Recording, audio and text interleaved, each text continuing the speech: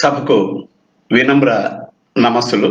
చిత్తూరు జిల్లా ఆణిముత్యాలు శీర్షికతో కవి, రచయిత, చిత్తూరు జిల్లా సాహితీ హితకారి శ్రీ కరణం బాలసుబ్రహ్మణ్యం గారి సాహితీ ప్రస్థానం గురించి ఈ ఉదయం ఇలా మీతో మాట్లాడే అవకాశం కల్పించిన చిత్తూరు జిల్లా రచయితల సమాఖ్య కార్యనిర్వాహకులు శ్రీ సాకం నాగరాజు గారికి, శ్రీ పలమనేరు బాలాజీ గారికి, శ్రీ యువశ్రీ మురళి గారికి ముందుగా నా ధన్యవాదపూర్వక నమస్సులు.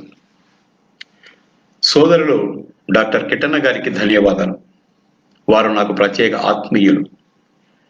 ఇంకా నేను పేర్లు చెప్పడం ప్రారంభిస్తే అది కొండవీటి చాంతాడంత పెరుగుతుంది కనుక ఈ అవకాశం కలిగించిన సహృదయ సన్మిత్రులందరికీ పేరు పేరున ప్రణామములు.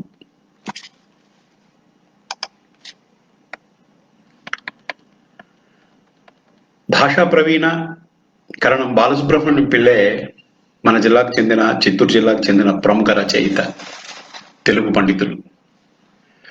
వీరు 1936 ఫిబ్రవరి 1న చిత్తూరు జిల్లా తలపులపల్లె గ్రామంలో కృష్ణమ్మ కుమారస్వామి దంపతులకు జన్మించారు. వీరు ఉన్నత పాఠశాల విద్యను మదనపల్లె, పలమనేరు తదితర ప్రాంతాల్లో కొనసాగించి ఆంధ్ర విశ్వవిద్యాలయం నుండి భాషా ప్రవీణ పట్టా పొందారు. అనంతరం చిత్తూరు జిల్లాలో అనేక ఉన్నత పాఠశాలల్లో తెలుగు పండితులుగా పనిచేసి 1994లో కలిచెర్లలో పనిచేస్తూ ఉండగా పదవి విరమణ చేశారు. వీరు సంస్కృతంలో రాసిన కలిచెర్ల పట్టాభిరామ సుప్రభాతము, సీతాష్టకము, పోలేరమాత స్తోత్రాలను చిత్తూరులోని పలు దేవాలయాలలో సుప్రభాత సమయంలో వినిపిస్తూ ఉంటారు.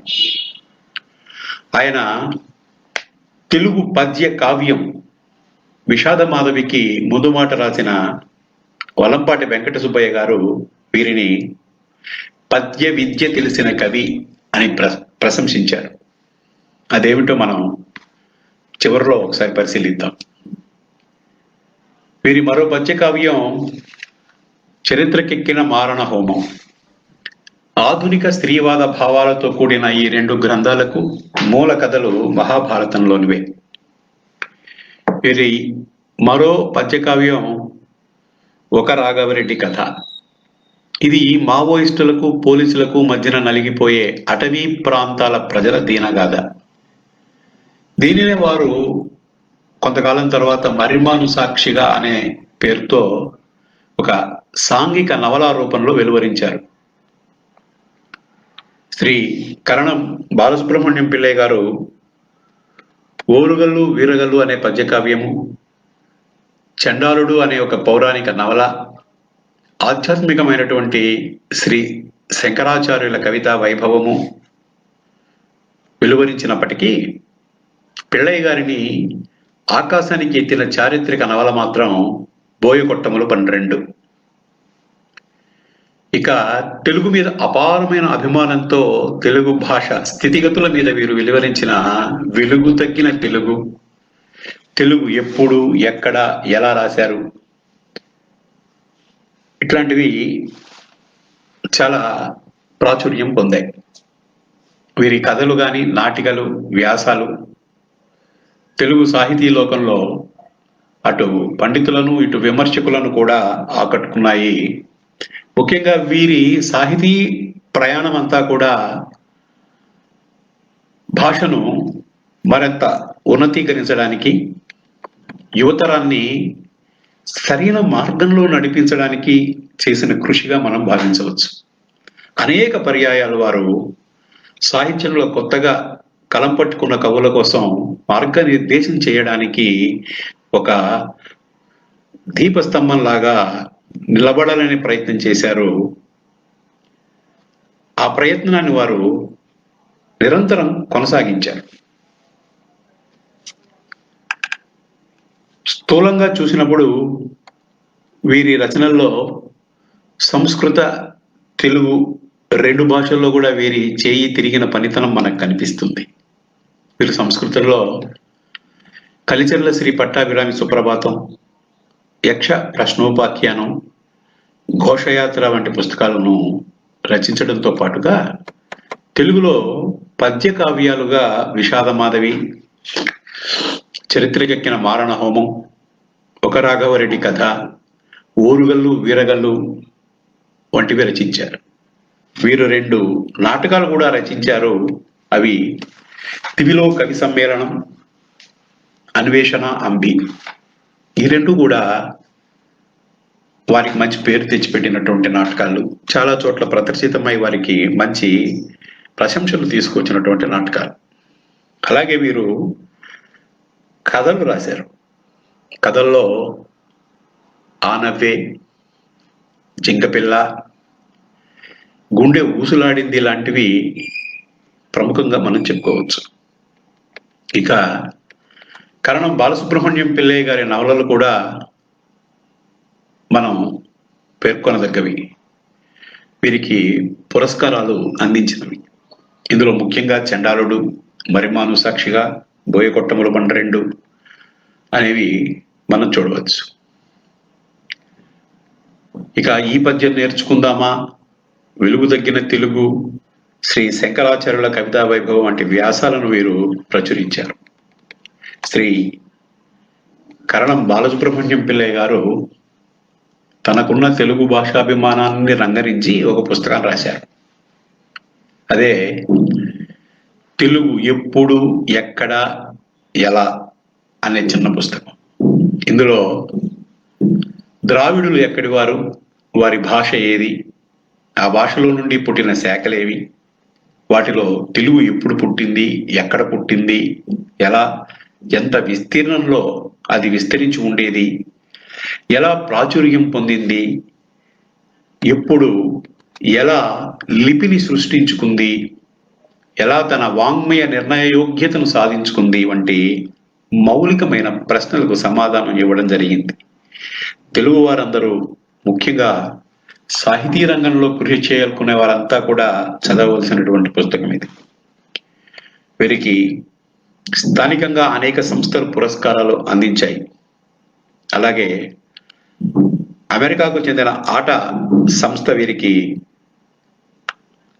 2-3 సార్లు సాహితీ పురస్కారాలను వారి రచనలకు అందించడంతో పాటు నగదు బహుమతులు కూడా ఇవ్వడం జరిగింది.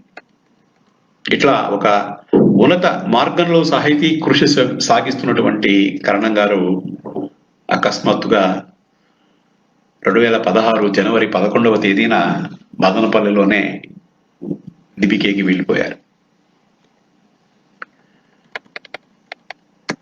మా నాన్నగారు శ్రీ మన్నవ భాస్కర్ నాయుడు గారికి శ్రీ బాలసుబ్రహ్మణ్యం గారు మంచి మిత్రుడు.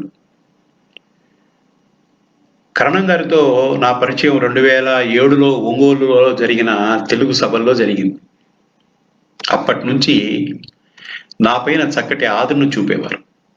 నేను ఇంటర్నెట్ వచ్చిన తొలినాళ్లలో అంతర్జాలంలోని కొన్ని ఫోటోలను చూసినప్పుడు కలిగిన భావాలతో ఫోటో కవితలు కొన్ని రాశాను. వాటిని కవి కుటీరం పేరుతో 2008లోనో ఆ తర్వాత ప్రకటించారు. ఆ పుస్తకానికి వీరు ఎంతో ఆదరంతో అడిగిన వెంటనే ముందు మాట రాశారు.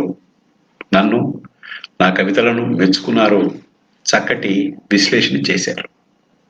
సరే, ఇప్పుడు మనం కరణం గారి బోయకొట్టములు 12 అనే చారిత్రక నవలను ఒకసారి దాని నేపథ్యము, వస్తువు, ప్రాముఖ్యతను గురించి తెలుసుకుందాం.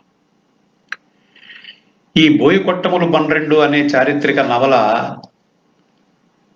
రాయడానికి వారికి స్ఫూర్తి అద్దంకిలోని పండరంగడి శాసనం. నిజానికి ఈ పుస్తకంలో చెప్పిందంతా కూడా తెలుగువారి చరిత్ర. నానాయ భారతం కంటే 300 సంవత్సరాలకు ముందుగానే తెలుగు పద్యం పుట్టిందనే దానిని నిరూపించడానికి వారి పుస్తకంలో చాలా ప్రయత్నం చేశారు. ఒక కాల్పనిక సన్నివేశంలో పద్యం ఎలా పుట్టిందో చెప్పడానికి వారు చేసినటువంటి ఆ ప్రయత్నాన్ని విమర్శకులు కూడా ఆనందించారు, ఆశీర్వదించారు, మెచ్చుకున్నారు. ఒక అరుదైన చారిత్రక నవలను ఈ పుస్తకం ద్వారా పిల్లయ్య గారు తెలుగు వారికి పరిచయం చేశారు. క్రీస్తు శకం 848 నాటి పండరంగని అద్దంకి శాసనం ఆధారంగా దాదాపు 1200 సంవత్సరాలు వెనక్కి వెళ్ళిపోయి అప్పటి చరిత్రని అద్భుతంగా మన ముందుంచారు ఈ నవల. పండరంగడు అనేవాడు 12 బోయ కొట్టములు, అంటే ఇప్పటి మన మండలాల లాంటి ఒక సామాజిక ప్రాంతాలను పడగొట్టాడు అనేది, కూల్చివేశాడు అనేది ఆ శాసనంలోని సారాంశం. అసలు ఎవడి పండరంగడు, ఏమిటా బోయ కొట్టములు? పైగా ఆ శాసనం తరోజ పద్యంలో ఉండడం ఈ బాలసుబ్రహ్మణ్యం పిల్లయ్య గారికి ఆసక్తిని కలిగించింది. ఆ ఆసక్తి ఆలోచనగా మారింది. ఆ ఆలోచన ఒక మంచి నవల ఏర్పడడానికి బీజం వేసింది. 1200 సంవత్సరాలకు ముందు వెళ్ళి ఆయన ఈ నవలను రాశారు. ఆనాటి తెలుగువారి చరిత్ర, వాస్తవ దూరం అనిపించిన కల్పనలు, దేశ కాలమానాలకు సరిపోయేటటువంటి సన్నివేశాలు, అప్పటి పాలకులైనటువంటి చాళుక్య పల్లవరాజుల మధ్య జరిగిన రాజకీయాలు, కుట్రలు, కుతంత్రాలు, దండయాత్రలు, ఇవన్నీ కూడా పాఠకుల్ని అక్షరాల వెంట పరిగెత్తిస్తాయి. ఈ నవల వారికి ఎంతో పేరు తెచ్చింది. అలాగే చాలా సంస్థలు కూడా ఈ నవలకు పురస్కారాలని అందజేశాయి. ఒక అసంపూర్త శాసనం ఆధారంగా కాలంలో వెనక్కి వెళ్ళి నవల అలిన తీరు తెలుగు పాఠక లోకాన్ని, విమర్శకులను అబ్బురపరిచింది. ఈ నవల ద్వారా కరణం గారు తనలోని వచన రచన పటిమను లోకానికి చాటి చెప్పారు.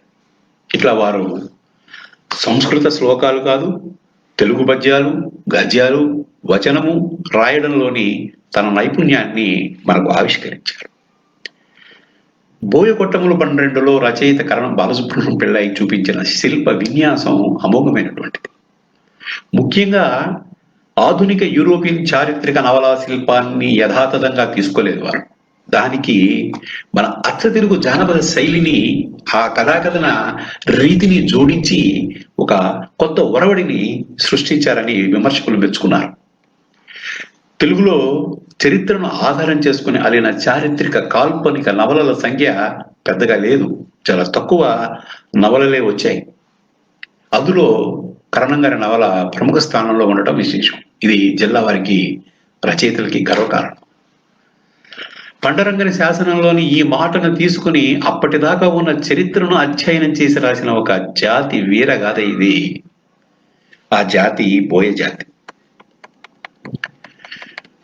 మొట్టమొదట ఈ నవల పేరే మనకు ఆసక్తి కలిగిస్తుంది, కట్టిపడేస్తుంది. తెలుగు భాషా చర్చ నవలలో సందర్భానికి తగినట్టుగా ప్రవేశిస్తుంది. జానపద పాటలు, వాటి శైలి, సంస్కృత సందుల సమాసాలన్నీ తెలుగులోకి ఎలా ప్రవేశించాయి అనే దాని కృషిని కూడా ఆయన ఈ చారిత్రక నవలలో సమయానుకూలంగా ప్రవేశపెట్టారు. మరో ముఖ్యమైన అంశం అంటే ఈ నవలకు సంబంధించింది బౌద్ధం. ఈ నవల చారిత్రక కాలానికి బౌద్ధ విస్తరణ భీతి వైదిక రాచరికాన్ని వెంటాడుతూ ఉంది. అందుకే బౌద్ధం విస్తరించకుండా, ముఖ్యంగా పాలితులలో, అంతకంటే ముఖ్యంగా ఈ బోయల వంటి జాతులలో బౌద్ధం విస్తరించకుండా అప్పటి రాజ్యాధికారం ఎన్నో పటిష్టమైన ఏర్పాట్లు చేసుకుంది, ప్రయత్నించింది. బహుశా వీటన్నిటి ఫలితమేనేమో నన్నయ్య మహాభారతాన్ని తెలుగులోకి రాయడానికి చేసినటువంటి ప్రయత్నంగా మనం భావించవచ్చు. పైన చెప్పుకున్నట్టుగా నవలా రచనలో కరణం గారు తన శైలిని కొనసాగిస్తూనే ఆ నవలలోని స్త్రీ పాత్రలను చాలా ఉన్నతంగా తీర్చిదిద్దారు. అలాగే ఈ నవలలో బోయవీరులు, వనితలు, రాజులు, ఈ ఇతర ప్రజానీకానికి సంబంధించిన 7 తరాల కథని మనకు వారు మొత్తంగా చెప్పినట్టు మనం గుర్తించవచ్చు. ఈ బోయకొట్టములు 12 అనే నవల యొక్క వస్తువును మనం పరిశీలిస్తే, వేంగి చాళుక్యులు పల్లవుల మధ్య యుద్ధం జరుగుతున్న రోజుల్లో సామాన్య ప్రజలు ఎంతగానో నష్టపోయేవారు. ఆ యుద్ధాలలో తమ మనుషులను కోల్పోయి దిక్కులేక ఎంతో మంది ప్రజలు ఒక చోటు నుండి మరో చోటికి వలస వెళ్ళిపోయేవారు. ఆ విధంగా వలస వెళ్ళిపోయిన వారిలో బోయలు కూడా ఉన్నారు. త్రిపురాంతకంలో నివసిస్తున్న బోయ వీరులు ఆ యుద్ధాలలో నలుగుతూ అక్కడ ఉండలేక మరొక చోటికి వలస వెళ్ళిపోతారు. కొత్త ప్రాంతాలలో తమదైన ఒక ప్రపంచాన్ని నిర్మించుకునే ప్రయత్నం చేస్తారు. ఆ అలుపెరగని బోయ వీరులు తమ కొత్త జీవితాన్ని ప్రారంభించడం కోసం అప్పటి పల్లవరాజుల సాయాన్ని తీసుకుంటారు. వీరంతా కూడా ఆ కాలంలో గుండ్లకమ్మ, మూసీ నదుల మధ్య ఆ తీర ప్రాంతాలలో, నదీ పరివాహక ప్రాంతాల మధ్య ఉన్నటువంటి ఆ సారవంతమైనటువంటి భూమిలో నివాసాలు ఏర్పాటు చేసుకోవడానికి ప్రయత్నం కొనసాగిస్తారు. వీరు ముందుగా ఉండడానికి ఇళ్ళు కట్టుకుని తర్వాత నెమ్మదిగా వ్యవసాయము, వ్యాపారాలు చేయడం మొదలు పెడతారు.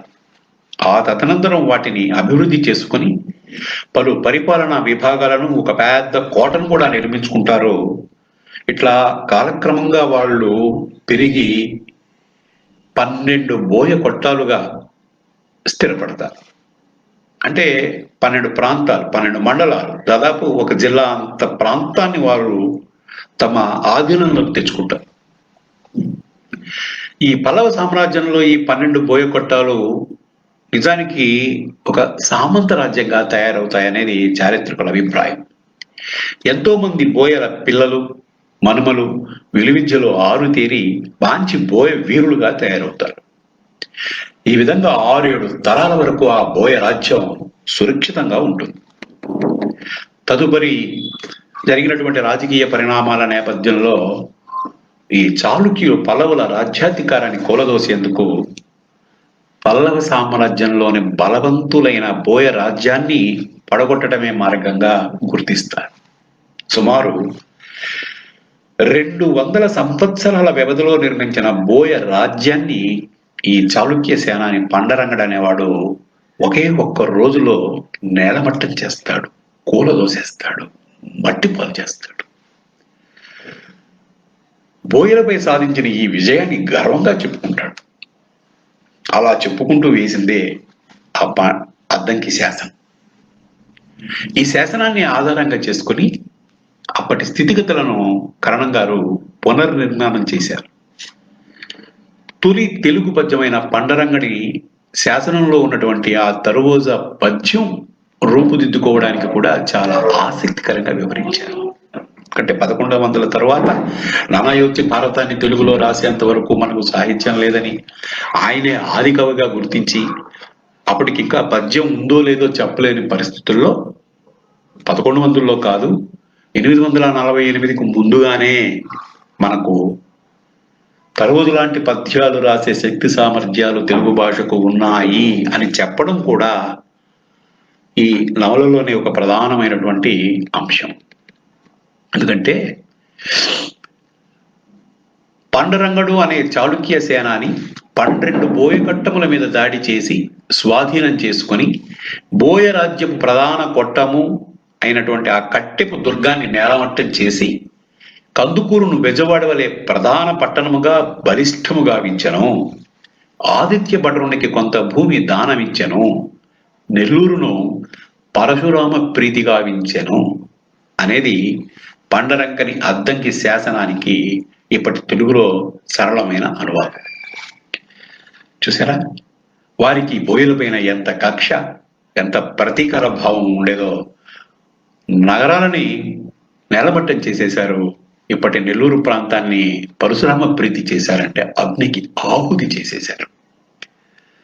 ఇట్లా 12 బోయ కొట్టాలను పండరంగడనే సైన్య వీరుడు ఓడించాడని ఈ శాసనం తెలుపుతోంది. ఆ శాసనం ఆధారంగానే రచయిత నవలను తీర్చిదిద్దారు. నవలలోని 7 తరాలు, ఆ తరాలకు సంబంధించినటువంటి వ్యక్తులు, స్త్రీలు, వారి మనస్తత్వాలను మనం గమనించవచ్చు.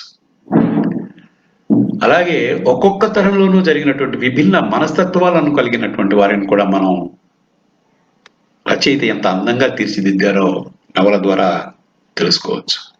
ఇట్లా అనేక రకాలుగా ఈ నవల ఒక చారిత్రక అంశాన్ని తీసుకుని అభివృద్ధి చేసినటువంటి సాహితీ ప్రక్రియ. ఇది తెలుగులో చాలా ప్రముఖమైనటువంటి నవలగా గుర్తింపు పొందడం జిల్లా రచయితగా కరణం గారికి మనకు గర్వకారణం. ఇక వీరి కథల్లో బాగా ఆకట్టుకున్నటువంటి కథ జింకపిల్ల అనే కథ. సమకాలీన సమాజంలో జరుగుతున్న వేట ఏమిటో చాలా దగ్గరగా గమనించిన కరణం గారు ఎంతో ఆవేదనతో రాసినటువంటి కథ ఇది. ఇందులో చాలా గుణాలను వారు ప్రస్తావించారు. నిజానికి కథ పేరు జింకపిల్ల అంటే మనకు జింక ఎవరికో బలైపోతుంది అనే విషయం తెలుస్తాం. కానీ రచయిత ఎంతో లోతుగా ఆలోచించారంటే మరొకరికి బలైపోయే ఉచ్చులో పడనున్న జింక కూడా తనకు వేసినటువంటి ఎర తాజాగా ఉండాలని ఆశిస్తుంది. ఇటువంటిదే మానవ నైజం కూడా. చివరకు జంతువులు కూడా లౌల్యంలో పడిపోతాయనే మాటను ఈ కథలో వారు చూచాయిగా మనకు చెప్పారు. ఈ జింకపిల్ల అనే కథలో ఒక దళిత యువతిని ట్రాప్ చేసే అగ్రవర్ణ యువకుడు ఆ అగ్రవర్ణ యువకుడిని మెప్పించడానికి తనకు కావలసిన డబ్బు సంపాదన కోసం లేత జింకను పట్టి ఇచ్చే అదే దళిత వ్యక్తి కథ ఇది. పైకి చూసినప్పుడు సమాజంలో అగ్రవర్ణాల పురుషహంకారానికి బలైపోతున్నటువంటి దళితుల కథగా ఇది మనకు కనిపిస్తుంది. కానీ చిన్నచేపను పెద్ద చేప తింటుందనే ప్రకృతి న్యాయాన్ని ఈ కథలో చెప్పడానికి కరణం గారు ప్రయత్నం చేశారు. అగ్రవర్ణ యువకుల కామానికి దళిత యువతి బలైపోతోందనే వేదన చెందే పాఠకుని హృదయమే సంపాదన కోసం అమాయకమైన రక్షిత జంతువైన జింకను సైతం బలి చేసే వారిది ఏమి న్యాయం అని ప్రశ్నించక మానదు. సమాజంలో అడుగున ఉన్నానని మాకు తరతరాలుగా అన్యాయం జరుగుతోంది, న్యాయం జరగలేదనే బాధపడే దళిత వ్యక్తి తన అవసరం కోసం చట్ట వ్యతిరేకమైనా సరే జింకను వేటాడాలని నిర్ణయించుకోవడం ఏమి న్యాయమో కదా అనిపిస్తుంది కథ చదివిన కొందరికైనా ఏమిటి, రచయితకే అనిపించినట్టుగా ఉంది. జింకను పట్టాలనుకునే వ్యక్తి కూతురు చేతే ఆయన ఇలా అడిగిస్తారు హైకోర్టు. అది కాదు నాన్న, మా క్లాసులో అయ్యవారు ఈరోజు ఒక పద్యం చెప్పారు. అందులో ఏమి చెప్పిండంటే జింకలు తమ పాటికి తాము గడ్డి గాదం ఆకులు అలములు తిని అడవుల్లో తిరుగుతూ ఉంటాయి. ఒకరి జోలికి పోవు, ఒకరికి కష్టం కలిగించవు. అయినా వేటగాళ్ళు ఊరికే ఉండరు, అవి తమ సొత్తైనట్టుగా పట్టుకుని అమ్ముకుంటారు. అలాగే చేపలు కూడా తమ పాటికి తాము నీళ్ళల్లో బతుకుతూ ఉంటాయి. బెస్తవారు వాటిని బతకనియరు, వాటిని తమ తాతగారి సొత్తైనట్టు పట్టుకుని అమ్ముకుంటారు. అలాగే మంచివారు కూడా ఎవరి జోలికి వెళ్లకుండా తమ మానాన తాము సంతోషంగా బతుకుతూ ఉంటే చాడీలు చెప్పేవాళ్ళు ఊరికినే వీళ్ళ మీద చాడీలు ప్రచారం చేసి ఇబ్బంది కలిగిస్తూ ఉంటారని అంటూ, మరి మనం చేస్తున్నది ఆ పనే కదా నాన్న అని ప్రశ్నిస్తుంది. కనుక రచయిత ఈ కథలో జింకనో లేదా జంతువులను వేటాడే వారినే కాదు, మనసులను వేటాడే మానవులను కూడా ప్రశ్నించినటువంటి ఒక సూటి ప్రశ్న ఇది. మరి రచన ఉద్దేశం అదే కదా, ఊరికే కథ చెప్పడం కాదనే విషయం రచయితగా కరణం బాలసుబ్రహ్మణ్యం పిల్లయ్య గారికి తెలుసు. వీరిదే సంస్కృతంలో రచించినటువంటి రూపకం యక్ష ప్రశ్నోపాఖ్యానం. ఇదొక సంస్కృత రూపకం, భారత కథ ఆధారంగా రూపొందించింది. ఒక కొంగ రూపంలోని యక్షకుడు పాండుకుమారులకు ప్రశ్నలు సంధించి సమాధానాలు రాబట్టడం ఇందులో విషయం. అరణ్యవాసంలో పాండవులకు ఒకసారి దాహం కావటం, వారు ఒక సరస్సు వద్దకు నీటి కోసం వెళ్ళగా అక్కడ యక్షకుడు వారికి ప్రశ్నలు సంధిస్తాడు.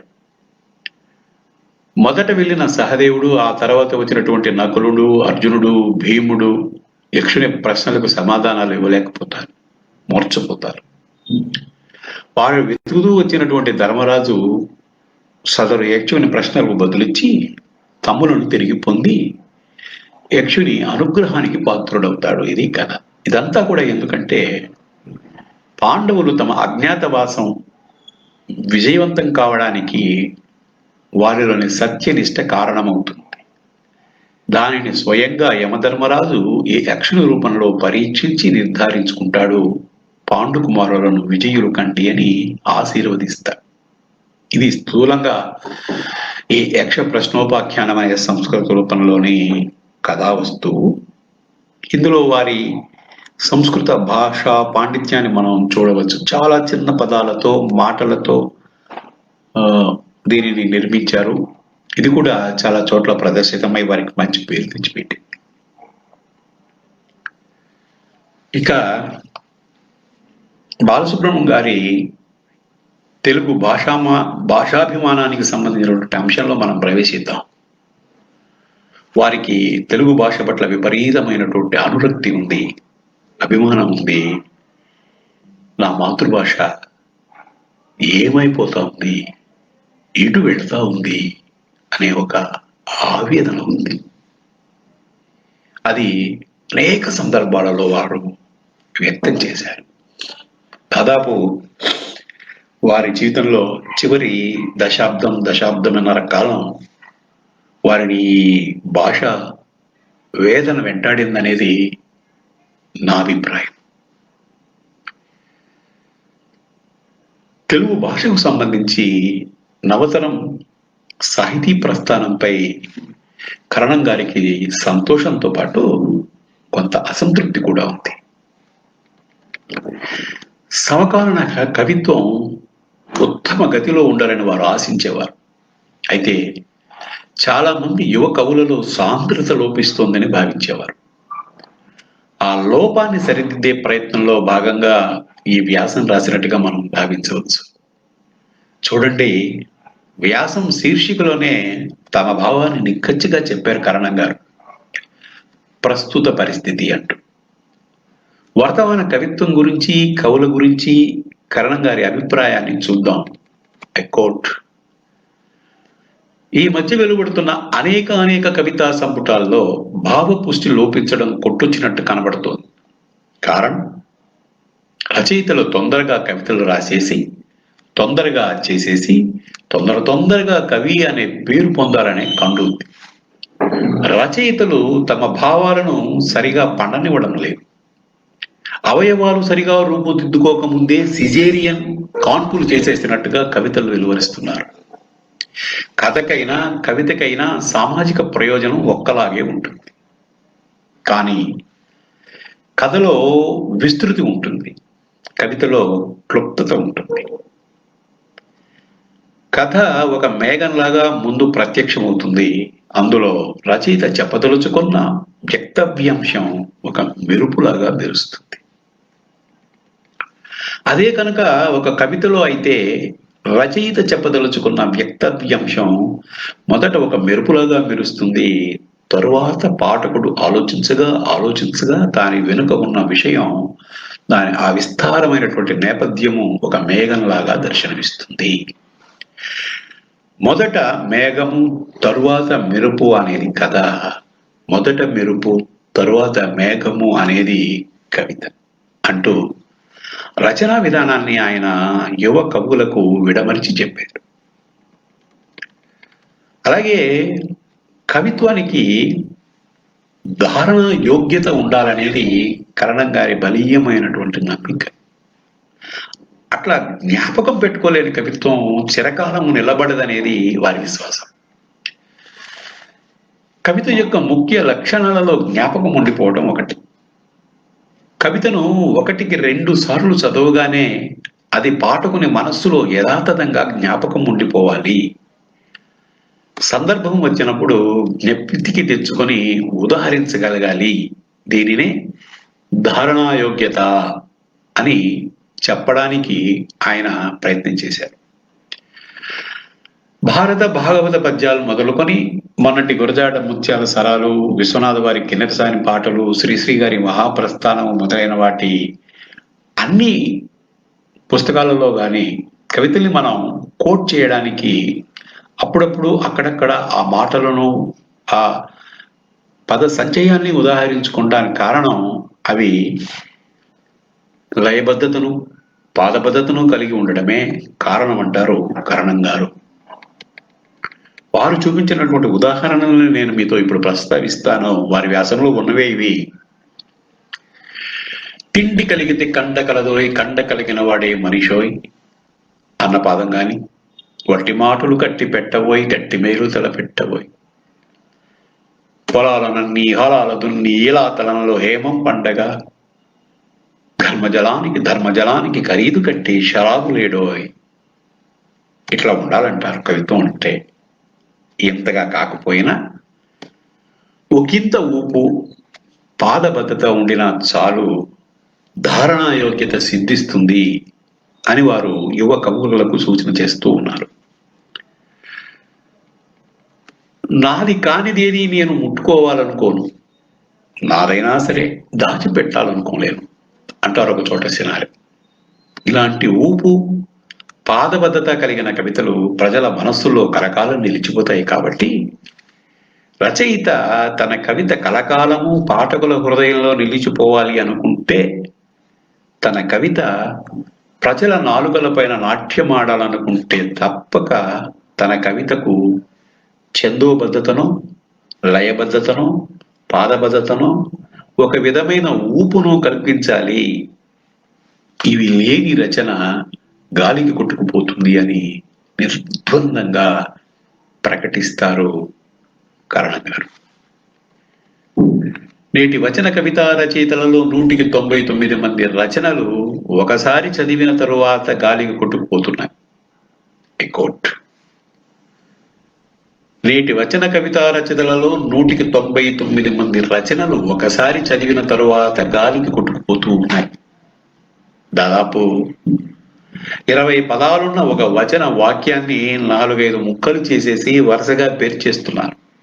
ముక్కలు చేయడం వల్ల వాక్యంలోని సమగ్రమైన అర్థం చెడిపోయి అపార్థాలు, దుష్టార్థాలు ఏర్పడుతున్నాయి అంటూ కుకవులను ఘాటుగా హెచ్చరించిన వారు శ్రీ కరణం బాలసుబ్రహ్మణ్యం పిళ్ళై గారు. ఇక ఇప్పటి స్థితి, తెలుగు పద్యం భవిష్యత్తు పైన కరణం గారి అభిప్రాయం కుండ బద్దలు కొట్టినట్టుగా ఉంది. చూడండి.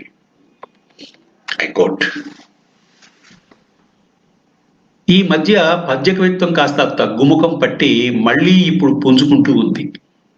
కానీ పాఠశాలల్లో తెలుగు స్థాయి ఘోరంగా తగ్గింపబడటం, కాలేజీలలో తెలుగు మాయం కావడం, 70% విద్యార్థులు ఇంగ్లీషు మీడియం స్కూళ్లలో చదువుతూ ఉండటం మొదలైన అనేక కారణాల వల్ల ఈనాటి విద్యార్థి తరం పెద్దవారయ్యేసరికి ఆంధ్రప్రదేశ్లో తెలుగు పద్యం ఏ స్థితికి చేరుకుంటుందో ఊహించలేకుండా ఉన్నారు.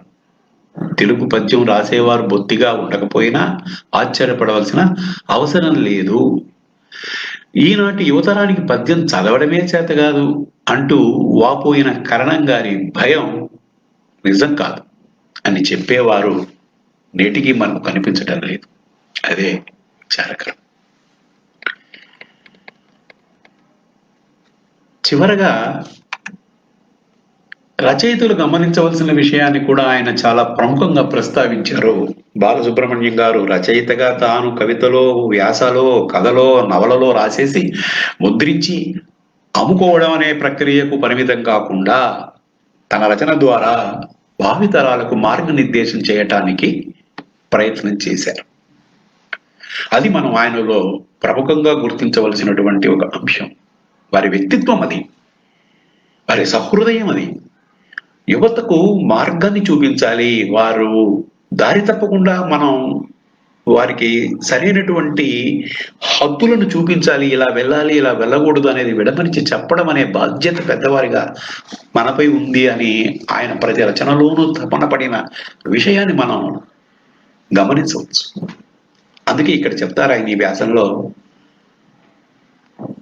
రచయితలు విశ్వశ్రేయస్సు కోసం రాసిన, రసాత్మకంగా రాసిన, ఆత్మానందం కోసం రాసిన, అవి చివరకు చేరవలసిన పాఠకుల వద్దకే అనే విషయం మరువరాదు.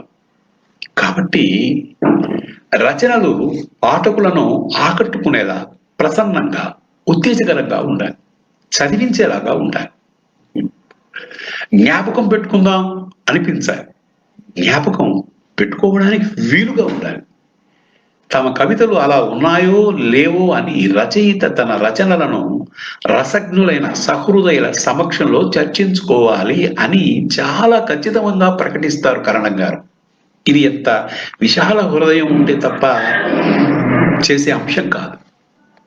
ఎందుకంటే రచనలో వస్తు వైవిధ్యం ఉండాలి. శ్రీరాముని చరిత్ర నుంచి అగ్గిపుల్ల, కుక్కపిల్ల, సబ్బుబిల్ల వరకు అన్ని కవితా వస్తువులే. కవి వాటిని చూసే దృష్టికోణాన్ని బట్టి కవిత యొక్క విశిష్టత ఏర్పడుతుంది. కవి తన భావుకత చేత, ప్రతిభా వ్యుత్పత్తుల చేత ఎలాంటి ఇతివృత్తాన్నైనా మనోహరంగా తీర్చిదిద్దగలగాలనేది రచయితగా కరణం గారి అభిప్రాయం. అయితే ఈ ప్రతిభా వ్యుత్పత్తుల కోసం రచయితలు ఏం చేయాలంటే విస్తృతంగా చదవాలి అని కుండ బద్దలు కొట్టి చెప్పిన వారు కరణం బాలసుబ్రహ్మణ్యం పిళ్ళై గారు. చిట్ట చివరిగా చెప్పిన మొట్టమొదటిగా తెలుసుకోవాల్సిన విషయం ఏంటంటే కవిలో చైతన్య జ్వాల ఉండాలి. సమాజం కోసం ఏదో రాయాలన్న తపన ఉండాలి. వాల్మీకి లోకానికి ఆదర్శంగా ఒక మహాపురుషుడి చరిత్ర రాయాలి అని తప్పించే సమయంలో నారదుడు అతనికి రామ కథను క్లుప్తంగా చెప్పి ఇక రాయి అన్నాడు. అలాగే వ్యాసుడు లోకానికి ఏదో అందించాలనే తపనతో ఆత్మ సంతస మందాత్మతతో ఈశుండు సంతసింపకయున్న జాడతో చే అని చింతిస్తూ ఉండగా మళ్ళీ నారదుల వారే వచ్చి భాగవతం రాయమన్నాడు. ఇలా రాసేదే కవిత. కవి హృదయంలో బాగా రూపుదిద్దుకుని పూర్తిగా ఎదిగిన తరువాతే అక్షర రూపం దాల్చాలి. తొందరపడి రాసేది కవిత కాదు, యథాలాపంగా రాసేది కవిత కాదు. దుఃఖతో ముందే కూసే కోయిల పాట రంజింపదని పేర్కొంటారు కరణం గారు.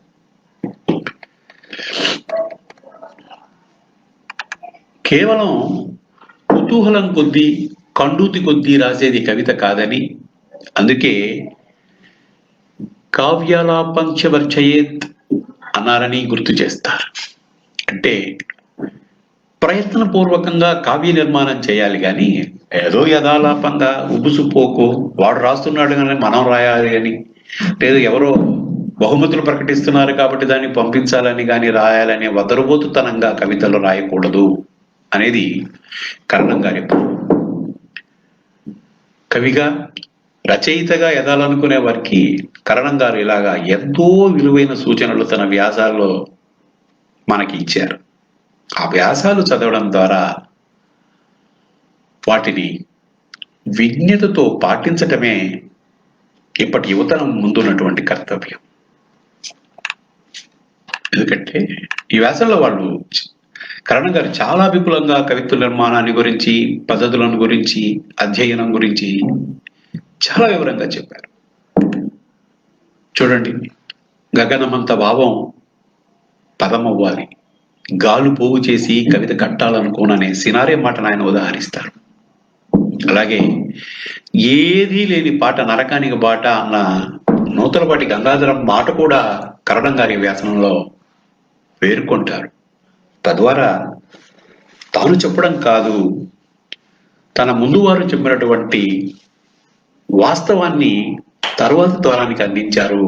కవిత్వం అంటే ఎలా ఉండాలి అనే ఒక సూత్రీకరణ చేయడానికి ప్రయత్నం చేసిన వారు కరణం బాలసుబ్రహ్మణ్యం పిళ్ళై గారు.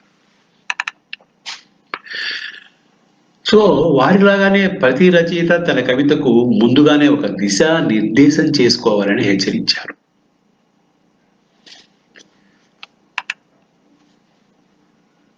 నా కవిత్వ మధర్మాయ మృతయే దండనాయ చ కవిత్వం పునఃసాక్షాత్ మృతి ముహుర్మణీషిని.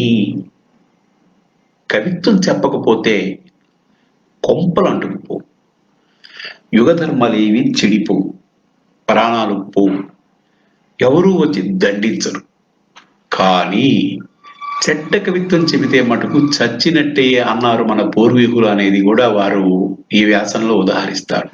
కాబట్టి శ్రమపడి బాగా చదువుకుని బాగా ఆలోచించి శ్రద్ధాశక్తులతో మంచి కవిత్వం రాయాలి. అలా చేత కానప్పుడు మరి మరి ఊరుకోవడమే మేలు. అంటే ఔత్సాహిక రచయితలను పరచడం నా ఉద్దేశం కాదు, కానీ ప్రయత్నం చేయమంటానని కరణం గారు చాలా విపులంగా చెప్పారు. ఈ మాటలన్నీ కూడా వారి మాటలే. ఇవన్నీ కూడా ఆధునికోత్తర కాలంలో వెలువడుతున్న కవిత్వంపై వారి అభిప్రాయాలు.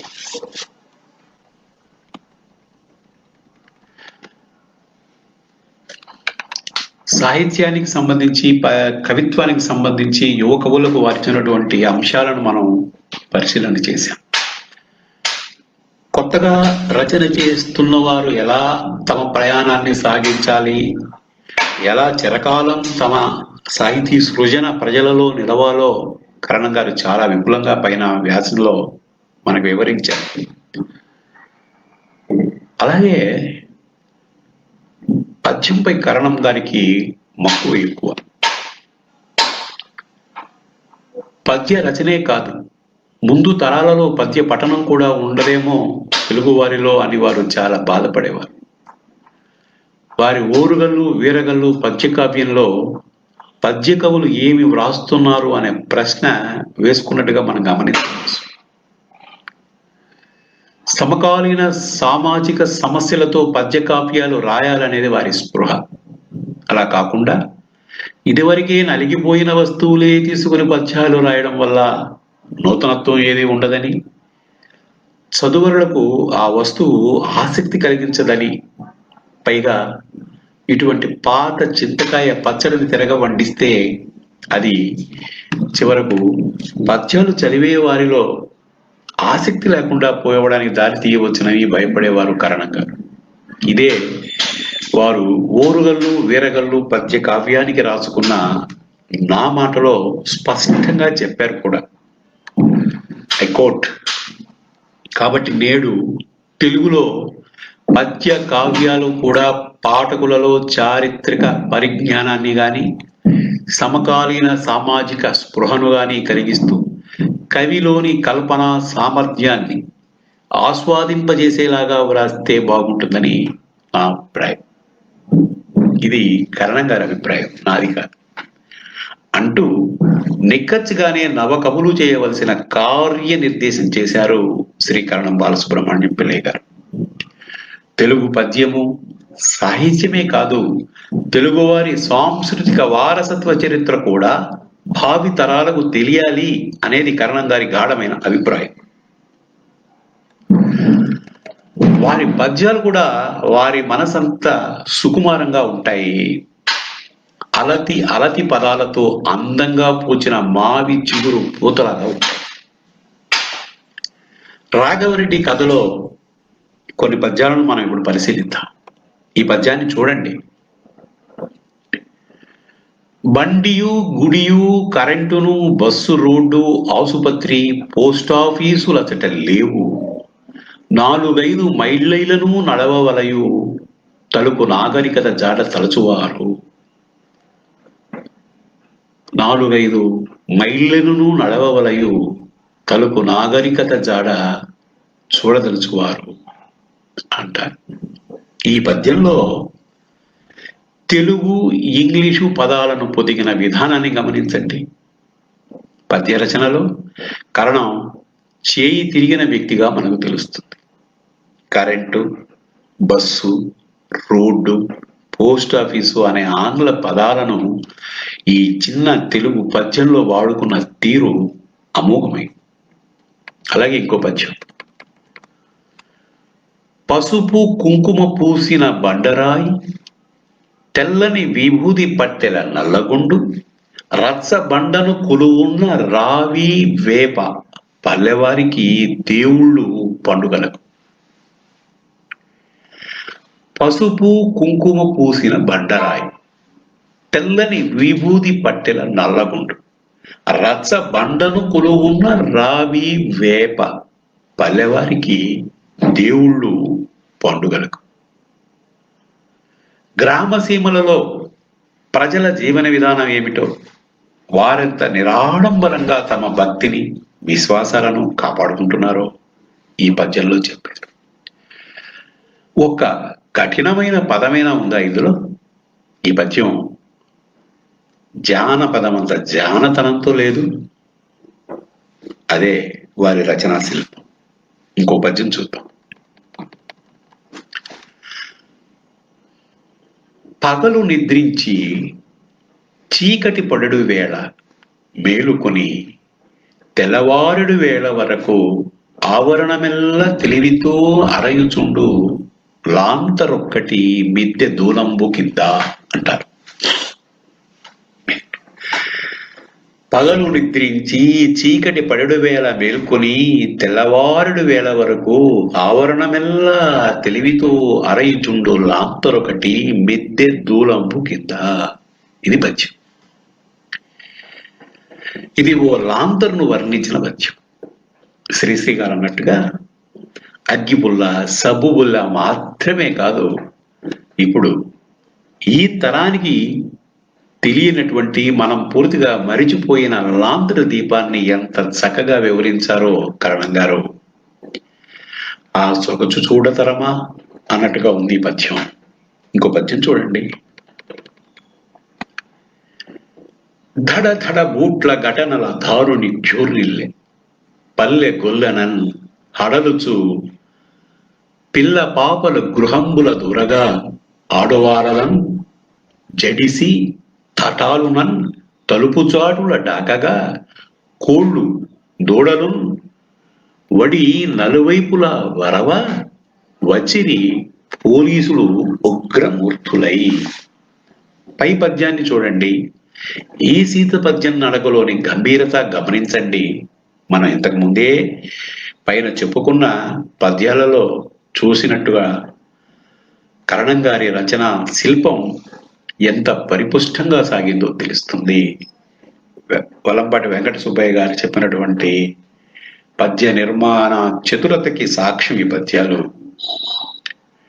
ఏ భావానికి ఏ పద్యం ఎటువంటి పదాలు ఎన్నుకోవాలో కరణం గారికి వెన్నతో పెట్టిన విద్యగా మనం వీటిని చూసి గుర్తించవచ్చు.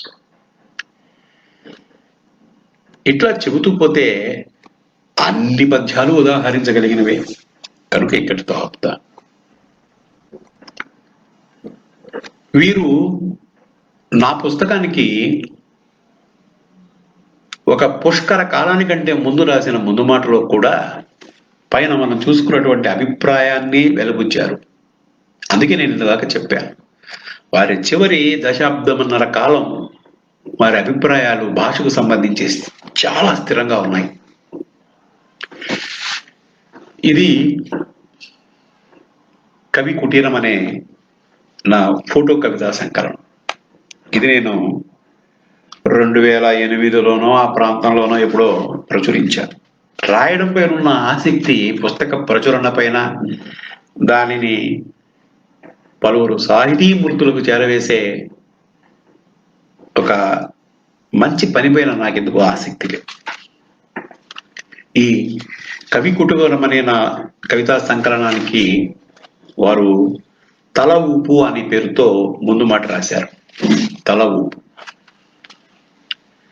ఇందులో కూడా వారు చెప్తారు, ఐ కోట్, సాహిత్యం ఆలోచనామృతం అన్నారు. ఒక కవిత చదివినప్పుడు అది కొంతసేపు పాఠకుని మనస్సులో నిలిచిపోవాలి. అలా నిలవకపోతే, నిలిచిన తరువాత కొంతసేపు ఆలోచింపనీయకపోతే, ఆలోచించిన తరువాత తల ఊపనీయకపోతే అది కవిత్వం ఎందుకు అవుతుంది? ఒట్టి స్టేట్మెంట్ అవుతుంది, ఒట్టి వాక్యం అవుతుంది. ఒక దృశ్యాన్ని అందరూ చూస్తారు, అందరూ దాని గురించి చెబుతారు. కానీ కవి చూస్తాడు, కవి చెబుతాడు. అయితే కవి చూడడంలోనూ చెప్పడంలోనూ ఒక విశిష్టత ఉంటుంది. అది కవిత్వం. అక్కడే ఉంది కవికి ఇతరులకు తేడా. ఇట్లా వారి సాహిత్య వ్యాసాలలోనైతేనేమి, వారు రాసినటువంటి ముందు మాటలో అయితేనేమి, తెలుగు కవిత్వం ఎలా ఉండాలి అనే తపన వారిలో మనకి నిరంతరంగా ఉండేదని గుర్తించవచ్చు. అందుకోసమే నేను ఈ ముందు మాటను మీతో ప్రస్తావించాను. చివరగా శ్రీ కరణం గారు పద్యం, కథ, నవల, వ్యాసం ఏది వ్రాసినా నిబద్ధతతో రాశారనేది మనకు పైన వారి రచనల్ని పరిశీలించడం ద్వారా తెలుస్తుంది. సమాజం పట్ల రచయిత దృక్పథం దీనితో మనం గమనించవచ్చు. జిల్లాలలోని ప్రసిద్ధ ఆలయాలలో వెలసి వందల సంవత్సరాలుగా పూజలు అందుకుంటున్న దేవుళ్లకు కనీసం స్తోత్ర గీతాలు కూడా లేవనే బాధ వారు ఈ స్తోత్ర గీతాలు రాయడానికి కారణమై ఉంటుంది. తను పుట్టిన గడ్డకు తన చేతనైన సేవ చేయడమే ఇందులో భావం. కరణం గారికి తెలిసింది సాహితీ కృషి. అందుకే తనలోని భక్తికి అక్షర రూపంగా ప్రార్థనా గీతాలు రచించారు. ఎంత చెప్పుకున్నా ఈ తక్కువ సమయంలో నేను కరణం గారి అన్ని రచనలను సంపాదించలేకపోయాను. అందువలన మొత్తం సాహిత్యంపై అవగాహన కలిగించే ప్రసంగం కాదిది. ఇప్పటికీ అసంపూర్తిగానే ముగిద్దాం. మరో అవకాశం వస్తే మళ్ళీ కలుద్దాం. అంతవరకు సెలవు. ఇట్లా అంతర్జాలంలో మీతో నా భావాలను పంచుకోవడానికి అవకాశం కల్పించిన చిత్తూరు జిల్లా రచయితల సంఘం సమాఖ్య నిర్వాహకులైనటువంటి శ్రీ సాకం నాగరాజు గారికి, పరమనేరు బాలాజీ గారికి, విషయ సేకరణలో సహాయం చేసి నన్ను అనేక సార్లు అప్రమత్తం చేసినటువంటి సహృదయ మిత్రుడు యువశ్రీ మురళి గారికి, శ్రీ డాక్టర్ కిట్టన్న గారికి ఈ సందర్భంగా మరొక్క మారు నేను ఆ నమస్సులు, ధన్యవాదాలు, కృతజ్ఞతలు తెలియజేసుకుంటున్నాను. చివరిగా ఒక మాట. ఈ వ్యాసంలో లేదా ప్రసంగంలో నేను క్రోడీకరించడమే చేశాను. పత్రికలలో పనిచేసిన నా అనుభవం ద్వారా నేను సమాచారాన్ని క్రోడీకరించి ఒకచోట పంచుకోవడానికి వీలుగా ఏర్పాటు చేశాను. ఇట్లా శ్రీ కరణం బాలసుబ్రహ్మణ్యం గారి సాహితీ వ్యవసాయంపై మాట్లాడాలనుకున్నప్పుడు నేను ఈ మాట అంతర్జాల వేదిక, సరసభాతి అనే ఒక అంతర్జాలం, వ్యాస మధురాలు, మధురవాణి.com, ఆంధ్రామృతం అనే బ్లాగ్, వీటన్నిటినీ కూడా పరిశీలించడం జరిగింది. అందులో శిరాశ్రీ వంటి వారు, ఈడ్పుగంటి శిరీష లాంటి వారు రాసినటువంటి వ్యాసాలలోని అంశాలను తీసుకొని మీ ముందు పెట్టాను. స్థూలంగా చూసినప్పుడు కరణం బాలసుబ్రహ్మణ్యం గారి కవిత్వం మానవత్వ విలువలను కలిగి ఉందని, వారి వ్యాసాలన్నీ కూడా యువతరానికి మార్గ నిర్దేశం చేసే విధంగా సాగాయని మనం గుర్తించవచ్చు. తెలుగు, సంస్కృత భాషల్లో మహాపండిత్వం కలిగినటువంటి కరణం గారు తమ పద్య నిర్మాణ శక్తిని భాష కోసం, భాష అభివృద్ధి కోసం నిరంతరం వెచ్చించారని మనం వారి సాహిత్యాన్ని అధ్యయనం చేయడం వల్ల తెలుసుకోవచ్చు.